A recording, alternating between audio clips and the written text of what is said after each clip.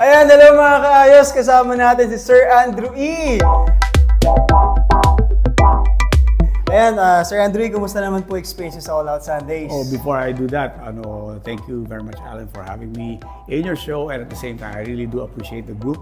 Lahat na kayo, maraming salamat. Thank you. Of course, dito sa All Out, I gave it all out too.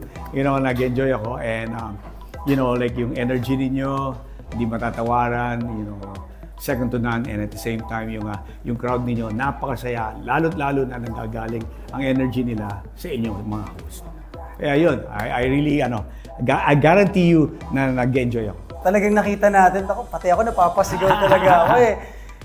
Actually, Sir Andre, bata pa lang po talaga. Wow! Pinapanood ko po kayo, seryoso po kami po ng family ko sa Bicol. Thank you, salamat. salamat. Kaya kanina talagang kinulit ko sila. Sabi ko, ako na lang po mag-interview kay Sir Andre. Thank you, salamat. Ayan, ano naman po yung mga dapat abangan po sa inyo?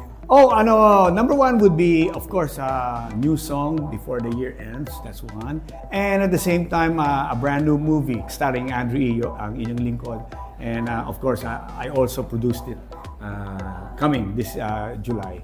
So, abangan po yan. Yan ang pinaka-abangan niya because a lot of people are asking me, kailan ka gagawa ng new movie? Ito na po, gagawa na po.